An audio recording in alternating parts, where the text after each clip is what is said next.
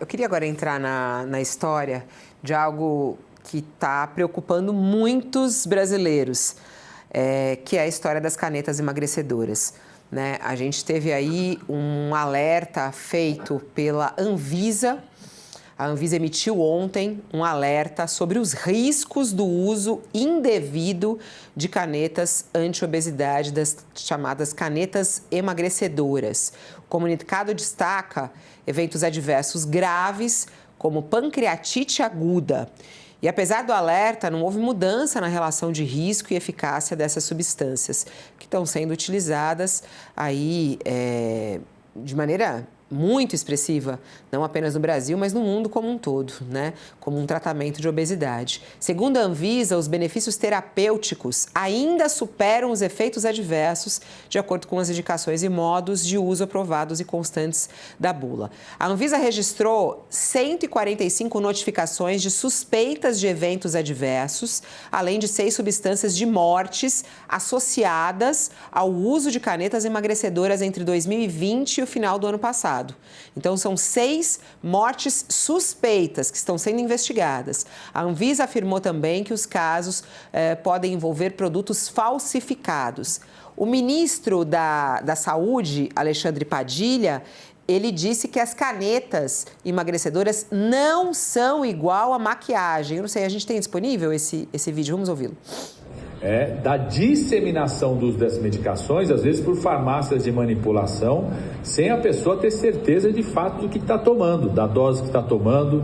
Então, a Anvisa proibiu, está fazendo fiscalização, parceria com a Vigilância Estadual aqui de São Paulo. São Paulo, como é o maior estado do país, com o maior desenvolvimento econômico, acaba sendo o que mais tem essas farmácias de manipulação que fazem isso.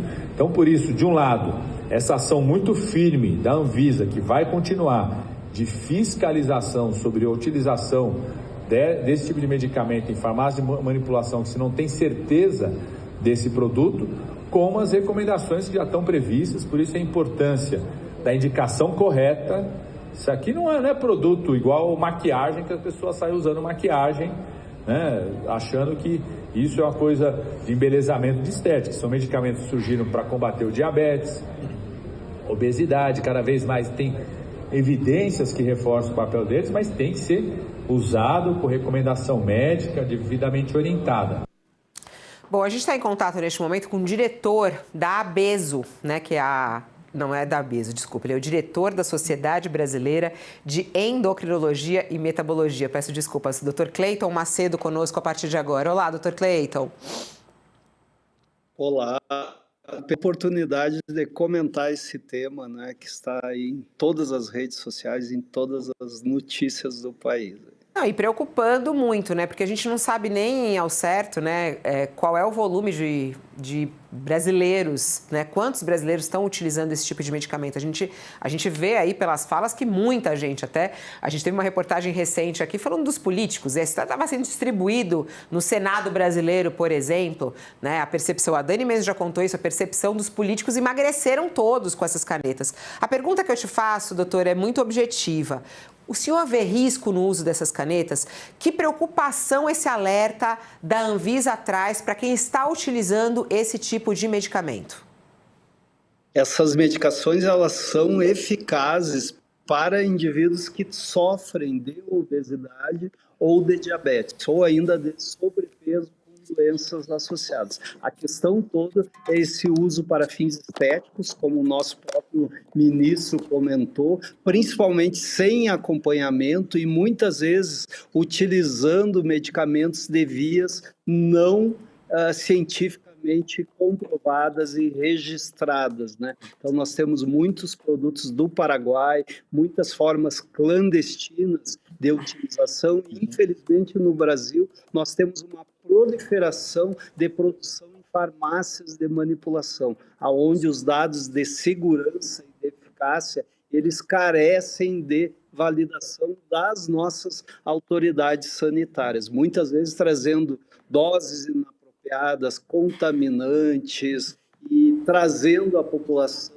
a uma susceptibilidade maior a efeitos colaterais, como pode ser o caso da pancreatite. Esse efeito colateral ele é conhecido Na realidade, esse alerta ele só reenfatiza algo que nós já sabemos, que inclusive existe na bula desse produto, que existe um aumento discreto, mas existe, do risco de pancreatite. Isso acontece principalmente no cenário onde pacientes com diabetes e com obesidade, eles já têm um risco aumentado de pancreatite. Então, às vezes, esse desbalanço de números, a própria patologia, o cenário da indicação, já aumenta o risco. Dr. Cleiton, bem... esse ponto é muito, muito importante. Eu estava conversando com um médico cardiologista e ele dizia exatamente isso, né? É muito importante, neste momento, ficar claro se esses casos de pancreatite, eles têm a ver com o uso das canetas ou eles têm a ver já com o perfil desse paciente que está utilizando as canetas emagrecedoras, né? Porque a gente vê casos de pancreatite justamente por essas questões das pedras na vesícula, de pessoas já obesas. Queria que o senhor explicasse, deixasse claro isso. Já é muito claro e evidente de que esses casos de pancreatite são causados pelas canetas ou pelo perfil do paciente? O perfil do paciente contribui. Uma complicação conhecida é o aumento de casos de cálculo na vesícula. Quando se emagrece muito, isso acontece até com a cirurgia bariátrica, por exemplo, se formam mais cálculos na vesícula biliar. E isso, quando se mobilizam essas pedrinhas, isso pode causar pancreatite. Então, talvez uma das justificativas desse aumento discreto de incidência seja exatamente pelos cálculos biliares. Mas o grande problema, a gente reenfatiza, é o mau uso desses medicamentos. Na realidade, são remédios para tratar duas doenças, diabetes e obesidade. E eles não são cosméticos. E aí, nessa de ser utilizado como cosmético, com vias não conhecidas, não seguras e muitas vezes com doses inadequadas na concentração do produto ou com ausência da titulação da dose, essas medicações elas têm efeitos gastrointestinais conhecidos e a gente precisa titular, aumentar progressivamente a dose. E isso, quando é feito sem orientação, principalmente sem acompanhamento de médico habilitado, potencializa esses efeitos colaterais. Agora, Dr. Cleiton, fala-se muito sobre a irresponsabilidade de pessoas que utilizam essas tais canetas sem orientação médica, mas fala-se pouco, quase nada, sobre os profissionais médicos que convertem os seus consultórios em espécies de centros de manipulação desses agentes ativos desses medicamentos para potencializar os seus lucros, nesse mercado que explora aí a mercantilização da beleza, da estética, né? Não há problema também do outro lado do balcão, além do uso inadequado pela clientela, não há médico também se comportando de forma inadequada, por vezes até roçando a criminalidade? Excelente, Josias. Eu agradeço muito a tua colocação, ela foi direto ao ponto, né? Infelizmente, é um cenário que nós estamos vivenciando hoje. A Sociedade Brasileira de Endocrinologia e Metabologia vem trabalhando muito junto à Anvisa, ao Conselho Federal de Medicina e até no Ministério Público Federal para tentar minimizar esse cenário. Infelizmente, algumas clínicas transformaram a sua conduta médica num verdadeiro balcão de negócio com venda de protocolos não validados com essas medicações, principalmente em versões manipuladas, com aplicação de soroterapia, de vitaminas sem respaldo científico e desnecessárias. Tudo isso potencializa os efeitos adversos da população que se expõe a esse tipo de protocolo. Nós temos ainda um cenário que aproveita uma brecha da legislação, né, onde é permitido a manipulação customizada de produtos que sejam aprovados no Brasil. Então, eu, médico, preciso prescrever para um paciente meu individualmente, de forma customizada, uma dose que não existe no mercado, eu formulo, peço para a farmácia de manipulação manipular. O que nós vemos hoje é uma inversão desse propósito que é nobre das farmácias de manipulações. Algumas delas se transformaram em verdadeiras plantas de fábrica, produzem em larga escala, fazem estoque e recrutam médicos para vender nos seus consultórios com um objetivo econômico bem importante esses produtos. Isso expõe a saúde da população a riscos que, dentro de um cenário controlado, acompanhado e bem prescrito, com indicação, com produtos aprovados pela Anvisa, não aconteceria. Vai lá, Sakamoto, faz sua pergunta. Doutor, bom dia, boa tarde agora, obrigado pela presença, né?